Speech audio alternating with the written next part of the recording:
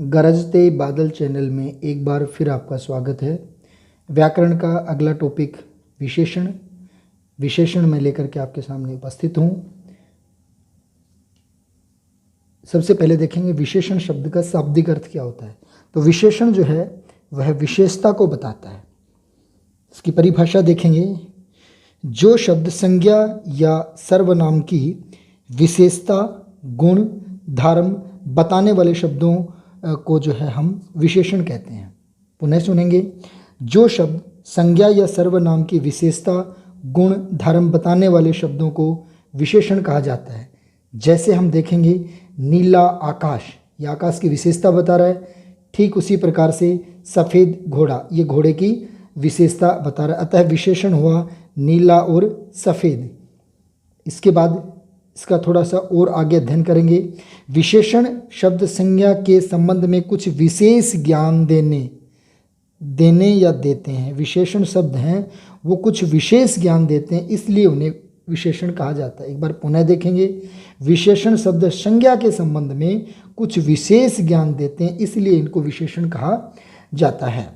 मूल रूप से देखा जाए तो विशेषण संज्ञा शब्द की व्याप्ति को सीमित करने वाला होता है। माने संज्ञा शब्द का जो अर्थ वृत्त होता है उसको सीमित करने वाला होता है, उसके वृत्त अर्थ को थोड़ा सीमित कर देता है, दायरा छोड़ देता है। जैसे हम देखेंगे, जैसे कैसे छोटा कर देता है वो चीज़ हम देखेंगे एक उदाहरण से। घोड़ा संज्ञा से संसार के सभी घोड़ों का बोध हो जाता है। अगर हम देखें कि कैसे सीमित करता है तो देखा कि घोड़ा संज्ञा से संसार के सभी घोड़ों का बोध हो जाता है, पता चल जाता है। पर जब हम विशेषण लगा करके और सफ़ेद घोड़ा कहते हैं या लाल घोड़ा कह देते हैं तो घोड़ा शब्द की व्याप्ति घट जाती है और संसार में सभी घोड़ों में से केवल सफ़ेद घोड़ों की संख्या बहुत कम होती है। इस तरह विशेषण से संज्ञा की व्याप्ति सीमित होती दिखाई देती है। अब हम इसको यूँ भी कह सकते हैं, अतः हम कह सकते हैं कि संज्ञा की व्याप्ति को सीमित करे या घटा दे उसे विशेषण कहा जाता है। ये परिभाषा एक थोड़ा सा इसकी डेफिनेशन अलग प्रकार से है, तो देखेंगे। इसके बाद में विशेषण के में जब हम पढ़ते हैं तो विशेष्य का स्थान महत्वपूर्ण होता है, तो उसको भी थोड़ा सा हम देख लेते हैं। विशेष्य क्या होता है? तो विशेषण जिस संज्ञा शब्द की विशेषता बताता है उसे विशेष्य कहा जाता है। विशेषता बताने वाले शब्द विशेषण कहलाते हैं। वहीं विशेषता पद, विशेषण पद जिस संज्ञा या सर्वनाम की विशेषता बताते हैं उन्हें विशेष्य कहते हैं। एक बार पुनः देखेंगे, विशेषता बताने वाले शब्द विशेषण कहलाते हैं और वही विशेषण पद जिस संज्ञा या सर्वनाम की विशेषता बताते हैं उसे हम विशेष्य कहते हैं। अब आगे देखेंगे, विशेषण प्राय विशेष्य से पहले लगाया जाता है। ये चीज़ ध्यान रखने योग्य है, विशेषण प्राय विशेष्य से पहले लगाया जाता है, परंतु कभी कभी ये विशेष्य के बाद भी विशेषण का प्रयोग किया जाता है। जैसे लाल घोड़ा चरता है, लाल। खट्टी चीज़ें नहीं खानी चाहिए, खट्टी। आम मीठा है, यहाँ बाद में लगाया गया है, अतः ये आम मीठा है और ये खट्टी और ये लाल, ये क्या है? प्रविशेषण। इसके बाद में हम देखें विशेष्य, मैं इसका उच्चारण गलत कर गया, विशेष्य। अब हम इसके बाद में देखेंगे प्रविशेषण क्या होते हैं। उसके बाद में देखेंगे हम प्रविशेषण क्या होंगे। तो देखेंगे कि वे विशेषण शब्द जो विशेषण की विशेषता बताते हैं, प्रविशेषण क्या होंगे? जो विशेषण की भी विशेषता बताते हैं उन्हें प्रविशेषण कहा जाता है। जो विशेषण की भी विशेषता बताए प्रविशेषण कहा जाता है। प्रविशेषण का प्रयोग विशेषणों की विशेषता में अधिक वृद्धि के लिए, उसके गहरे प्रभाव के लिए किया जाता है। एक बार पुनः देखेंगे, प्रविशेषण का प्रयोग विशेषणों की विशेषता में अधिक वृद्धि के लिए, उसके गहरे प्रभाव के लिए किया जाता है। जैसे यह घोड़ा बहुत तेज है, बहुत तेज है।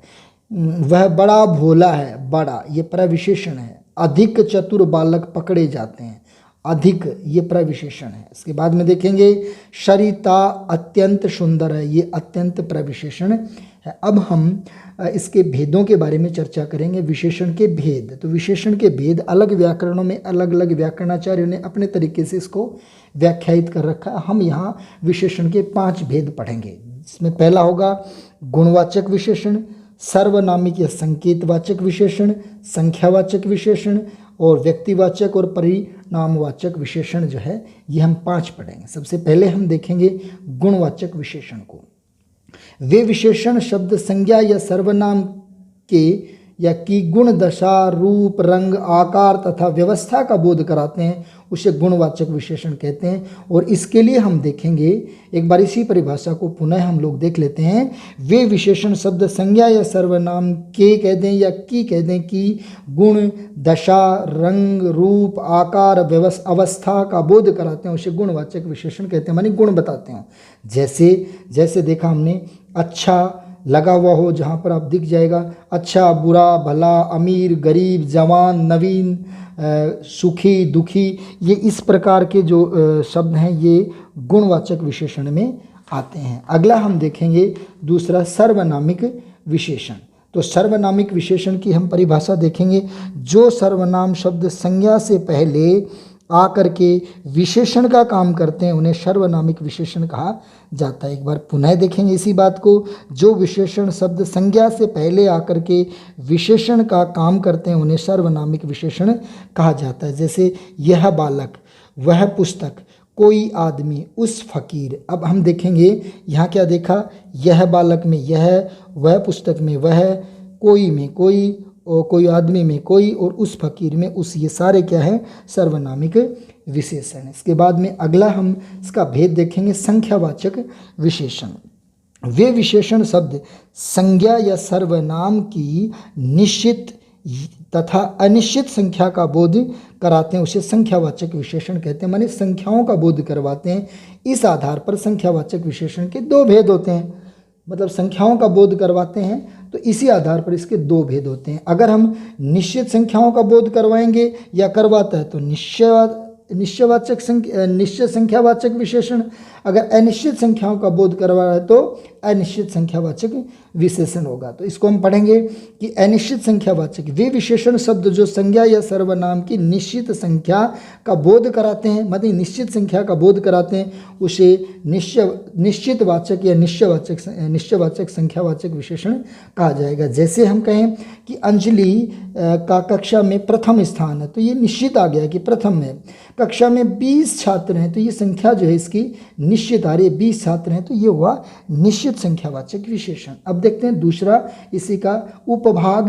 तो इसमें देखा कि अनिश्चित संख्यावाचक विशेषण कौन से होंगे, किस प्रकार से हम उनको देखेंगे। तो वे विशेषण शब्द संज्ञा तथा सर्वनाम की निश्चित संख्या का बोध नहीं कराते, उसे अनिश्चित संख्यावाचक विशेषण कहते हैं। निश्चित संख्या का बोध ना हो तो इसमें हम इसका उदाहरण देखेंगे।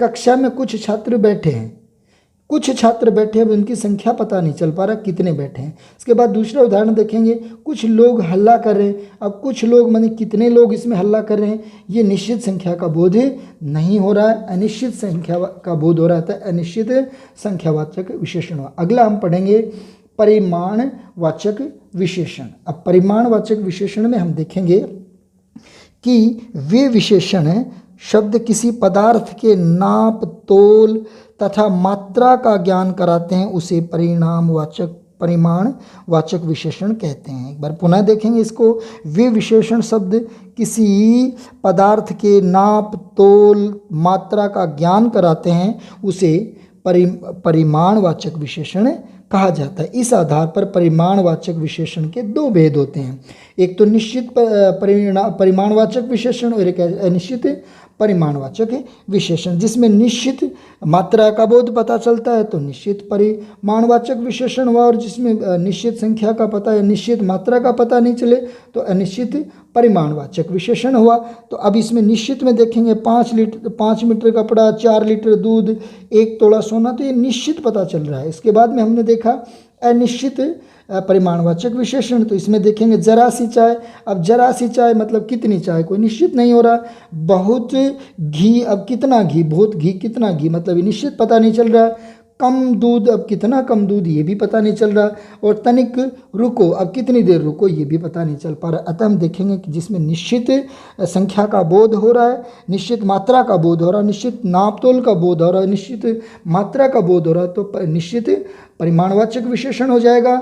और जिसमें हमें निश्चित संख्या का बोध नहीं हो पा रहा हो तो फिर वहाँ पर अनिश्चित परिमाणवाचक विशेषण होगा। इसके बाद में पांचवा भेद जो है वो हम करेंगे व्यक्तिवाचक विशेषण। ये विशेषण शब्द जो व्यक्तिवाचक संज्ञाओं से बन करके, ये है यहाँ विशेष बात, व्यक्तिवाचक संज्ञाओं से बन करके अन्य जो संज्ञा होता है या सर्वनाम होता है उसकी विशेषता बताते हैं, उसे व्यक्तिवाचक विशेषण कहा जाता है। एक बार पुनः इस चीज़ को देख लेंगे। वे विशेषण शब्द जो व्यक्तिवाचक संज्ञाओं से बन करके अन्य संज्ञा या सर्वनाम की विशेषता बताते हैं उसे व्यक्तिवाचक विशेषण कहा जाता है। जैसे जैसे देखा, जोधपुरी जूती, बनारसी साड़ी, कश्मीरी सेव, बीकानेरी भुजिया और जापानी गुड़िया। इसमें आपने क्या देखा कि व्यक्तिवाचक संज्ञाओं से बन करके ये संज्ञा सर्वनाम की विशेषता बता रहे हैं, तो ये सभी संज्ञाओं की विशेषताएं बता रहे हैं। तो हमने देखा कि व्यक्तिवाचक विशेषण यहाँ हुआ। उसके बाद में हम देखते हैं एक और चीज़ कि विशेषण की अवस्थाएं कौन कौन सी हैं। तो अवस्थाओं के बारे में हम चर्चा करेंगे। सबसे पहले देखेंगे संज्ञा या सर्वनाम की तुलनात्मक स्थिति को अवस्था कहा जाता है। तुलनात्मक स्थिति को अवस्था कहा जाता है और विशेषण की तीन अवस्थाएं माने जाते हैं। एक तो मूलावस्था होती है, दूसरी उत्तरावस्था और तीसरी उत्तमावस्था। तो मूलावस्था, उत्तरावस्था और उत्तमावस्था क्या होती है इसके बारे में चर्चा करेंगे। तो सबसे पहले देखते हैं मूलावस्था। तो मूलावस्था में हमने देखा कि संज्ञा या कहते हैं संज्ञा या संज्ञा तथा सर्वनाम की सामान्य स्थिति का वर्णन किया जाए, माने सामान्य स्थिति का वर्णन करेंगे तो मूलावस्था जो है वो होगी सामान्य स्थिति का वर्णन। जैसे देखा हमने अशोक अच्छा लड़का है, अशोक अच्छा लड़का है तो सामान्य से हमने चर्चा करी है। नीरज अच्छा गाती है तो ये भी हमने सामान्य से चर्चा करी। तो जहाँ पर हम कहते हैं संज्ञा या सर्वनाम की सामान्य स्थिति का वर्णन किया जाए तो ये मूल अवस्था होगी। उसके बाद में दूसरा जो है वो उत्तरावस्था। उत्तरावस्था में क्या कर रहे हैं, जब दो संज्ञा या सर्वनाम की आपस में तुलना की जाती है वो होती है उत्तरावस्था। माने दो की तुलनात्मक जो है तुलना की जाए या तुलनात्मक अध्ययन किया जाए, तुलनात्मक या तुलना की जाए, वहाँ पर उत्तरावस्था होगी। जैसे कविता सविता से सुंदर है, यहाँ तुलना की जा रही कविता की और सविता की।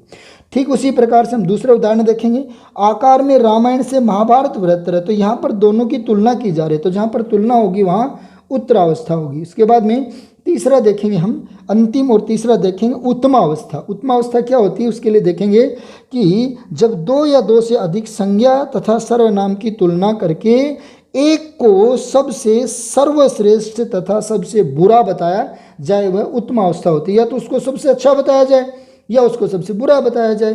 तो उत्तमावस्था में या तो सबसे बहुत ऊंचा बताया जाता है या सबसे नीचा बताया जाता है। तो इसका उदाहरण हम देखेंगे, महेश सब छात्रों में सर्वोत्तम है। अब ये देखो ना, सभी छात्रों में सर्वोत्तम कौन है, महेश है, तो कह दिया सबसे ऊंचा बताए। मीना सबसे चतुर है, जितने भी उन सबसे चतुर कौन है, मीना। तो इस प्रकार हमने देखा उत्तमावस्था। ये विशेषण की अवस्थाएं जो थी तीन थी, मूलावस्था सामान्य चर्चा करना, सामान्य बात करना, सामान्य स्थिति का वर्णन करना, उत्तरावस्था में दो का आपस में तुलनात्मक अध्ययन करना, और उत्तमावस्था में क्या होता है कि सर्वश्रेष्ठ या सबसे बुरा बताना। तो मैं साथियों से निवेदन करूंगा कि आज का वीडियो आपको पसंद आया होगा और कम से कम समय में अधिक चीज़ देने का मैं जो प्रयास कर रहा हूँ मुझे लगता है कि आपको अच्छा लगेगा।